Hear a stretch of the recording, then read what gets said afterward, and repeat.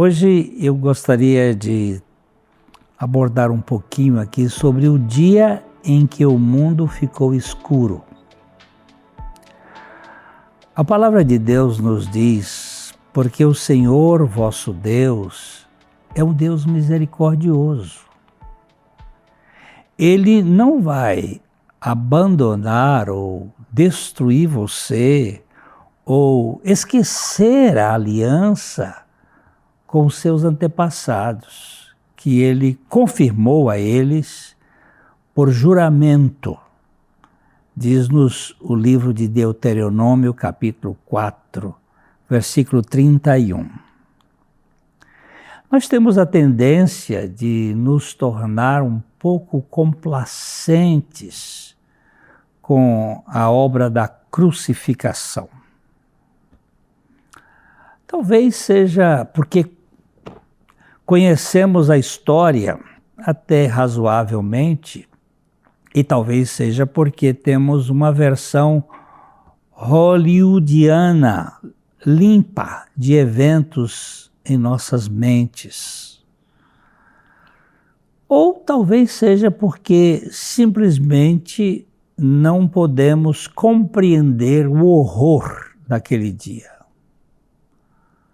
Com o passar das horas, a própria terra começou a prantear o Salvador.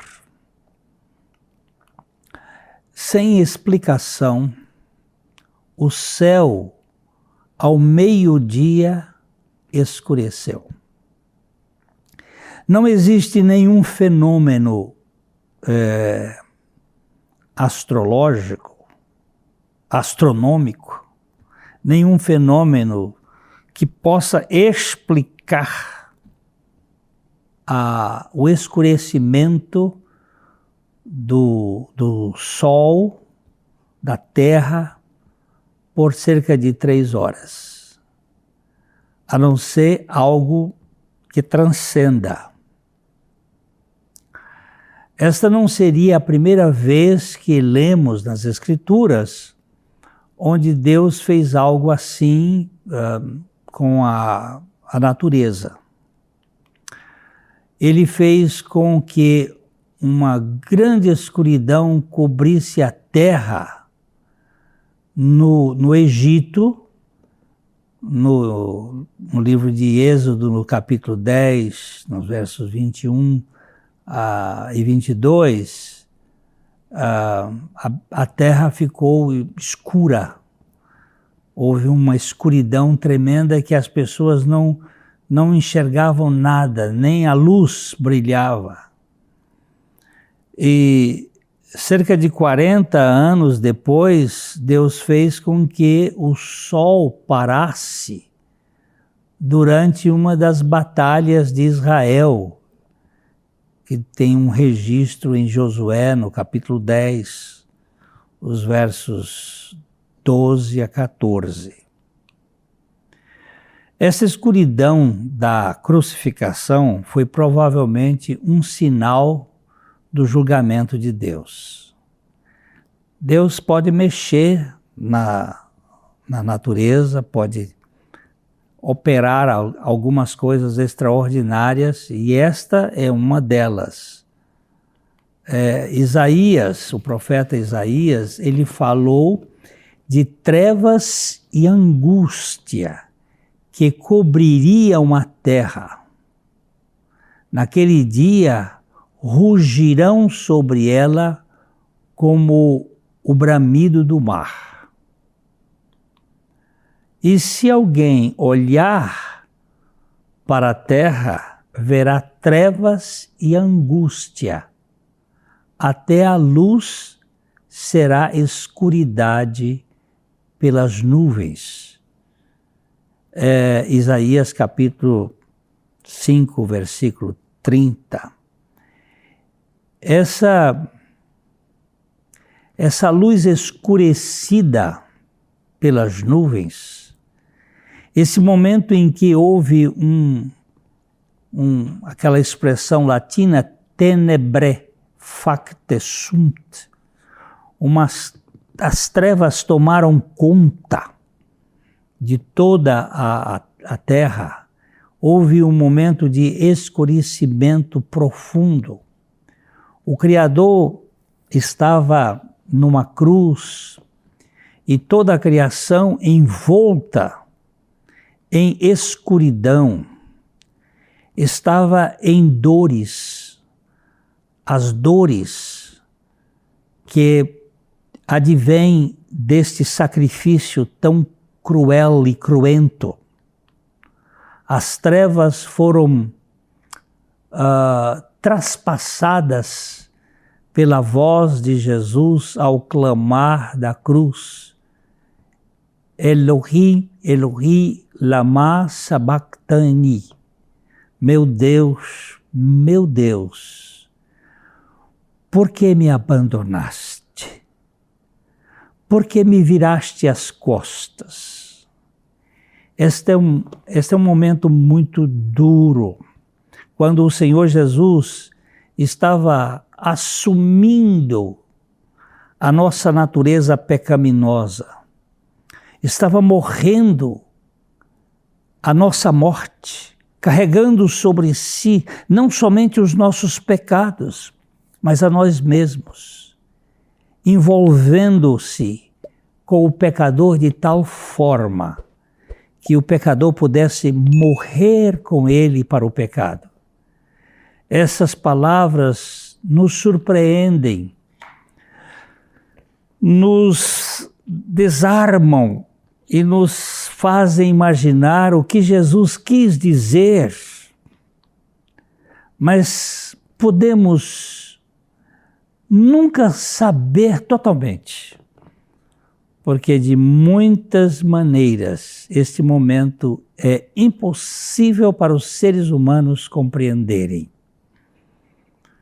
Deus, que nunca pecou, assumindo o pecado de quem só sabe pecar e só sabe se revoltar, é muito difícil nós compreendermos isto. Nenhum homem, nenhuma mulher jamais experimentou tamanha solidão, tamanho isolamento como Jesus experimentou naquele momento, quando ele, sozinho, mas totalmente encharcado com a humanidade pecaminosa, ele que não tinha pecado, ele se faz pecado por nós. Ele que estava sozinho fisicamente na cruz, estava incorporando a nossa realidade pecadora, estava nos levando juntamente com ele ali na cruz. Apesar da traição e abandono dos seus amigos, Jesus sabia que o Pai ainda estava com ele e ele podia ter o Pai junto, mas aqui ele disse: está chegando a hora, e chegou, em que vocês serão dispersos, cada um para a sua casa, vocês vão me deixar sozinhos. E, no entanto, eu não estou sozinho, porque meu Pai está comigo. Ele disse isso em João 16, 32. Meu Pai vai estar comigo. Mas lá na cruz, aqui na cruz, Deus, o Pai, virou o rosto, virou as costas para ele. Por quê? Por que isto? Por que tamanha dureza neste momento? Por que o Pai virou as costas para ele? Porque Deus, em toda a sua santidade, não podia olhar para o pecado. O Santo Pai teve que virar o rosto e derramar a sua ira sobre o seu Filho amado, porque o seu Filho amado estava realizando a obra mais profunda de todo esse universo, a redenção da criatura rebelde. Jesus se sentiu abandonado por Deus, porque esta foi a consequência necessária do pecado. Por causa do meu pecado, do seu pecado, ele teve que ir para a cruz e assumir a nossa causa. O Pai virou as costas para ele e ele clama: meu Deus, por que viraste as costas? Ele experimentou a separação de Deus para que nós não sejamos descartados. Jesus foi abandonado para que nós pudéssemos ser perdoados. Jesus entrou nas trevas para que possamos andar na luz. Como lemos no profeta Isaías, capítulo 53, 5, mas ele foi traspassado pelas nossas transgressões e esmagado pelas nossas iniquidades. O castigo que nos traz a paz estava sobre ele, e por suas feridas fomos curados, fomos sarados. Pelas suas pisaduras nós fomos sarados. As dores físicas da crucificação, por mais horríveis que fossem, não eram nada quando comparadas à ira do Pai sendo derramada sobre o seu Filho. A ira contra o pecado. O pecado é coisa séria. E Jesus estava assumindo o nosso pecado. Isso é o que fez com que o suor de Jesus se tornasse como gotas de sangue lá no Getsemane, antes de ir para o Calvário. Quando ele orava, se possível, passa de mim este cálice. É por isso que ele olhou para a cruz com tanto horror. Não podemos começar a entender o que ele estava passando nesse momento. Nós não temos a capacidade de compreender a grandeza desta hora. Todos os nossos piores temores sobre os horrores do inferno e mais, foram percebidos por Jesus quando ele recebeu o impacto total do nosso pecado. Eu não tenho palavras para descrever a grandeza da redenção e a tremenda dor moral e espiritual, muito maior do que a dor física. Este foi realmente o momento mais doloroso de Deus, tanto do Deus Pai, como do Deus Filho e do Deus Espírito Santo. Este foi o maior sacrifício que Deus poderia ter feito em nosso favor. Toda a Trindade está envolvida neste ato redentivo. A encarnação do Filho para assumir a pecaminosidade da raça humana, para morrer uma morte tão cruel. Isto é inexplicável. Isso nos traz de volta a pergunta que Jesus fez, uma que fazemos também. Por que me abandonaste? Por que me viraste as costas? Mas para Jesus, este não foi um clamor contra o Pai, mas para ele em tempos de crise, muitas pessoas clamarão a Deus e Deus vai responder. Muitas pessoas estão com raiva de Deus e querem culpá-lo por suas lutas. Estou com raiva de Deus, eles dizem, porque Ele não me respondeu. Ou eles duvidam da sabedoria de Deus em suas circunstâncias. Mas esse não foi o caso de Jesus. O seu grito era: meu Deus, meu Deus. Jó, depois do seu sofrimento, disse: ainda que ele me mate, esperarei nele. Eu certamente defenderei meus caminhos diante dele. Jó capítulo 13, versículo 15. E quando muitos dos seguidores de Jesus estavam se afastando, Pedro disse assim: para quem iremos? Você tem as palavras da vida eterna. João 6, 68.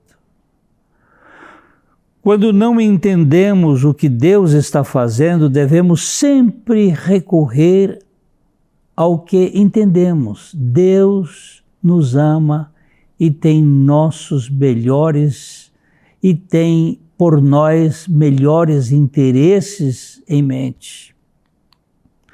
Você pode ter se sentido abandonado por Deus, mas Deus nunca o abandonou. Talvez você se sinta sozinho e até mesmo abandonado agora, esteja passando por um momento de abandono, de sentir-se sozinho, foi desprezado por alguém, alguém lhe deixou só. Talvez pareça que Deus, de alguma forma, se esqueceu de você, mas nada poderia estar mais longe da verdade. Jesus foi abandonado para que nunca sejamos abandonados. Ele foi abandonado para que nós pudéssemos ser encontrados. Ele experimentou uma terrível solidão e isolamento para que nunca estivéssemos sozinhos. Aquela obra dele ali era uma obra expiatória que tinha como objetivo nos incluir num pacote que nos tira deste mundo do isolamento, deste mundo do abandono. Ele foi mal compreendido para que pudéssemos saber a verdade e sermos libertos. Ele morreu para que nós pudéssemos viver. Aquele momento ali da cruz, ele se tornou a pessoa mais feia deste mundo. O profeta Isaías diz que não havia nenhuma beleza que nos agradasse. Por quê? Porque ele estava assumindo a nossa fealdade, a fealdade do nosso pecado, a feiura do nosso pecado. E morrendo uma morte que não era dele, era minha e sua. Para que nós pudéssemos encontrar a beleza da ressurreição na nossa vida. Deus prometeu: nunca te deixarei. Nunca, jamais te desampararei.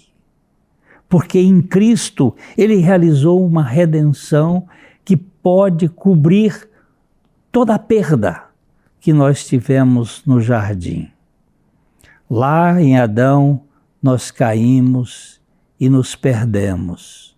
Mas lá no Calvário, Jesus foi abandonado pelo Pai para que nós fôssemos encontrados. Aquele momento, as trevas tomaram conta para esconder, de certo modo, a feiura do Senhor, mas para mostrar a beleza do seu amor em redimir pessoas como eu e você.